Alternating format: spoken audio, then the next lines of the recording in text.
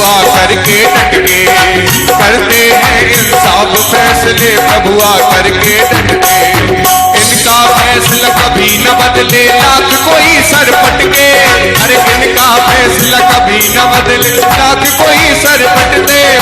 सूरदास जी,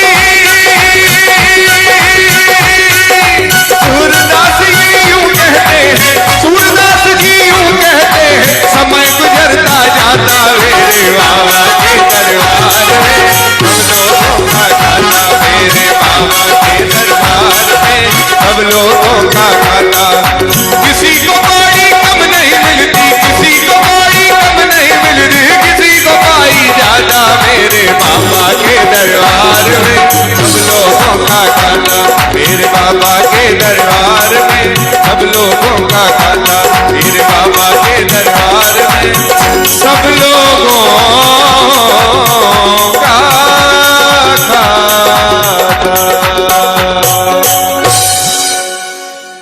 बोलिए श्री बांके बिहारी लाल की जय।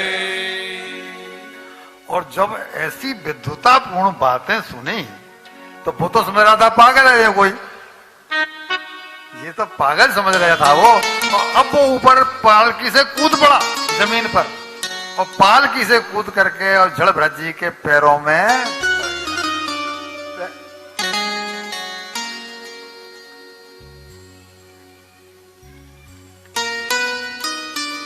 बोलिए श्री बांके बिहारी लाल की, श्री राधा रानी सरकार की जय, भक्त वत्सल भगवान की जय। पैरों में पड़ा नमो नमः कारण विग्रह।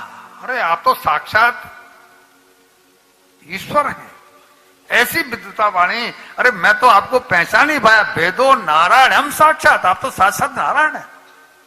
आप मुझे बताइए कि मैं अपने कल्याण के लिए क्या करूं।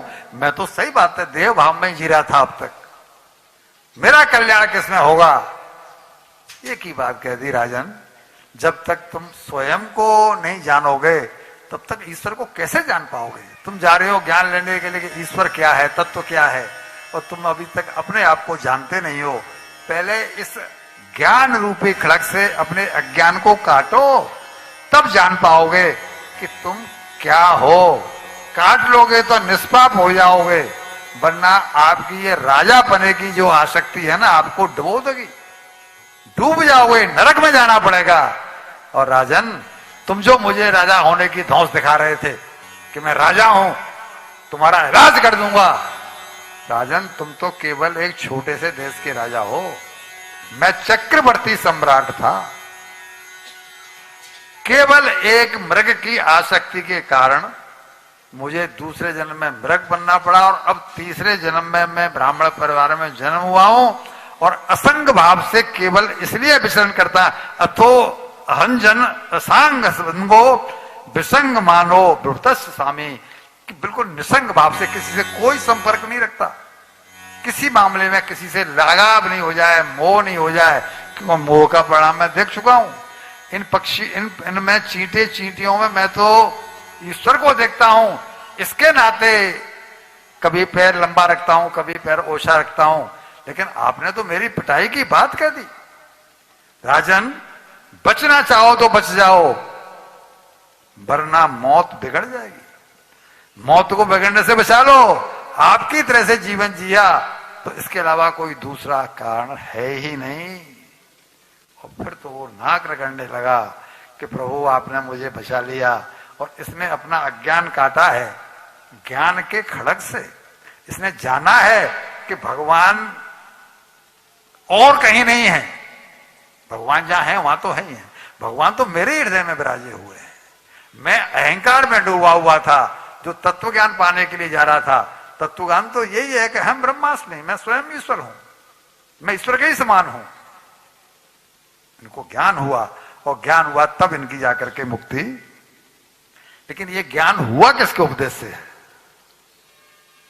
प्रश्न ये है।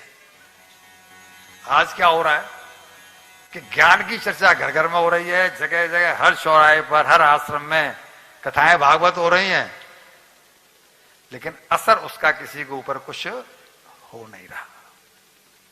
भाई अगर पोछा मैला होगा तो जिस जगह पे लगाया जाएगा उस जगह को उल्टा, और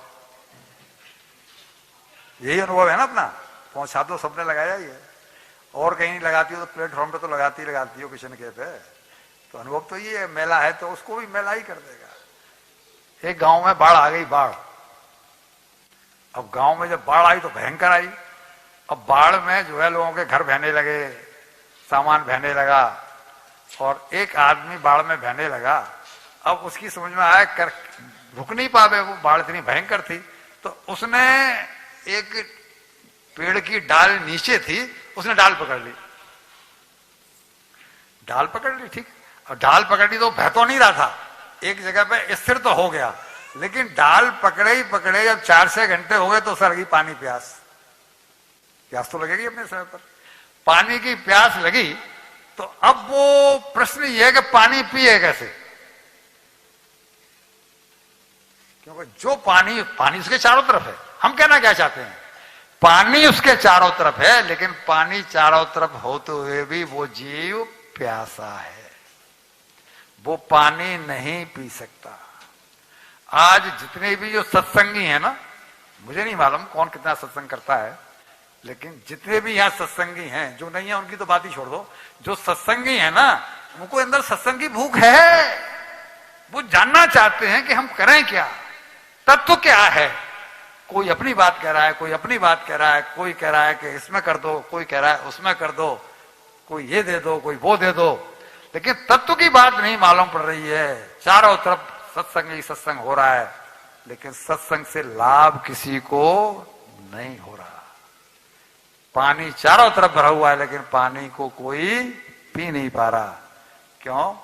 कि जिनके पास जाता है उनके आचरण उस जैसे नहीं है कि वो पीने लायक हो। जब हम ये कहते हैं धन को छोड़ दो, धन को छोड़ दो, धन बहुत बुरी चीज है, और तब उस सामने बैठे वाले कहते हैं कि ये हमसे तो कह रहा है कि धन को छोड़ दो, और यहां से मोटा माल समेट के हमसे तो कह रहा है कि तुम संग नहीं ले जा पाओगे, लेकिन यहां से इसका पैकेज इतना, मोटी थैली, तो कैसे गले में बात उतरेगी? थैली मतलब पोछा मैला है ना, बात गले में उतरेगी कैसे? भाई आचरण में हो वक्ताओं के, आचरण में हो संतों के, आचरण में हो विद्वानों के, तब तो बात गले में उतरे। आज यही हो रहा है। विवेक से काम अपने आप को लेना है। इसने विवेक के से काम लिया, अपने अभिमान को त्यागा, इनके हिसाब से जीवन जिया, और फिर इसकी मुक्ति हुई। आइए इसी